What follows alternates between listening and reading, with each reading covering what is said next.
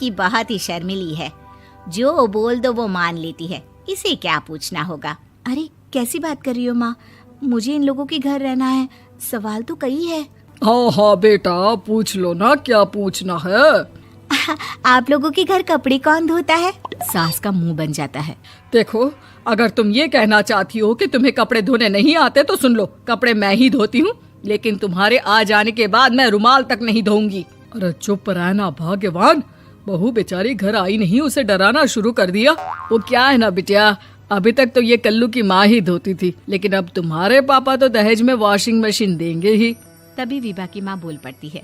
सवाल भी पूछा तो क्या, वैसे भाई साहब मशीन की तो फिर भी कपड़े धोने की कैपेसिटी होती है। मतलब जो बिटिया दे रहे हैं ना विभा, इसे कपड़े धोने का बहुत शौक है। ये आप लोगों के क्या, आस पड़ोस गांव मोहल्ले सबके कपड़े धो दे और उफ तक ना करे। बाहर देखा नहीं आपने कितने कपड़े सूख रहे हैं, सब हमारी बिटिया ने ही तो धोए हैं। बस भी करो ना माँ, शर्म आ रही इतनी तारीफ सुनकर। और तो और एक दाग निकाल कर दिखाओ तो मान जाऊँ। हाँ अच्छा, माफ करना बेटा, मैंने गलत समझा, हमें तो रिश्ता बहुत पसंद है। और ऐसे जुड़ जाता है रिश्ता कपड़े धोने का शौक रखने वाली विभा का। उसकी शादी हो जाती है कोयला फैक्ट्री में काम करने वाले कल्लू के साथ। शादी के बाद अचानक विभा चिल्लाती हुई सास के पास आती है। सासू माँ, अरे सासू माँ कहाँ है आप? ये तो धोखा है, धोखा दिया आप लोगों ने मुझे। इसे ससुर के चक्कर के बारे में पता चल गया। अरे तो उसमें तुझे क्यों धोखा मिला है? अरे नल में पानी नहीं आता, कपड़े कैसे कब धुलेंगे? अच्छा, तू पानी नहीं आ रहा उसकी बात कर रही है। तो आपने क्या सोचा? कुछ नहीं। अच्छा, तेरी माँ ने कहा था कि कपड़े धोने का शौक है तुझे, याद आया मुझे। शौक बोलकर कपड़े धोने वाले मेरे जुनून को कम ना आके सासू माँ, कपड़ा धोना मेरा गुरूर है। तभी पति भी वहाँ आ जाता है। अभी मैंने इसे सनी देओल की फिल्म दिखाई है, उसी के डायलॉग मार रही है माँ। अच्छा सुन, साफ साफ बता रही हूँ, पानी सुबह 4 से 6 और शाम को 10 से 12 आता है, समझी? विभा टाइमिंग सुनकर हैरान हो जाती है। ये क्या भूतों का मोहल्ला है? सुबह 4 बजे उठकर कौन कपड़े धोता है? 4 बजे टंकी में पानी जाता है, फिर सारा दिन धोना ना, किसने मना किया? अरे कैसी बात कर रही हैं? 200 लीटर की टंकी में कितने कपड़े धो लूंगी मैं, सुबह ही उठ जाऊंगी मैं। अब क्या था, विभा सुबह 4 से लेकर रात के 12 बजे तक कपड़े ही धोती रहती। एक रोज सास पड़ोस से निकलकर कहीं जा रही होती है कि साथ वाली कहती है, हाँ कल्लू की माँ, जरा ये बताओ कि 2 साड़ी है, 2 ब्लाउज और एक पेटीकोट और एक नाड़े वाला लंबा कच्छा। हाँ तो?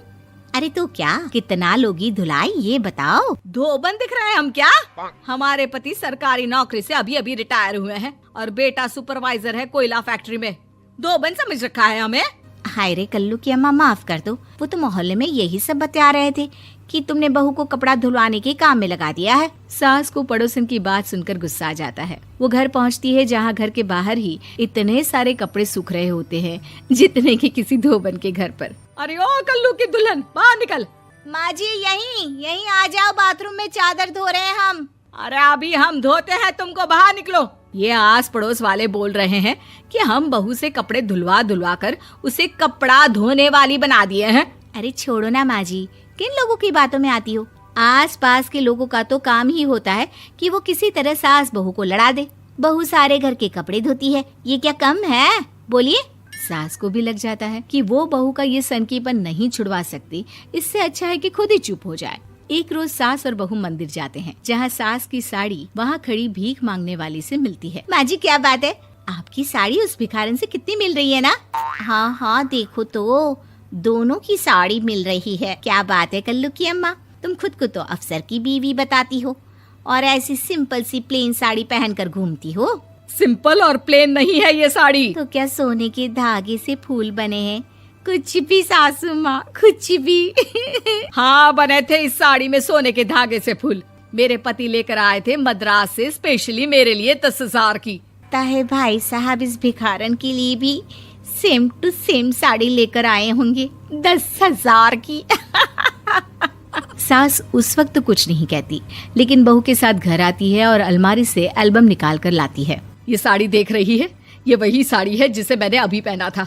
इस साड़ी में ये जो चमकदार फूल दिख रहे हैं ना, ये सोने के धागों से काढ़े गए हैं। लेकिन तू लोकल वॉशिंग मशीन ब्रश से घिस घिस कर सारे फूलों को निकाल कर साड़ी प्लेन कर दी। मुझे माफ कर दीजिए सासू माँ। और तो और, जब मैंने तुझे तेरी गलती के लिए कुछ नहीं कहा, लेकिन तूने तो सबके सामने मेरा मजाक ही बना दिया। क्यों? बहू को समझ में आ जाता है कि अब से उसका कपड़े धोना बंद।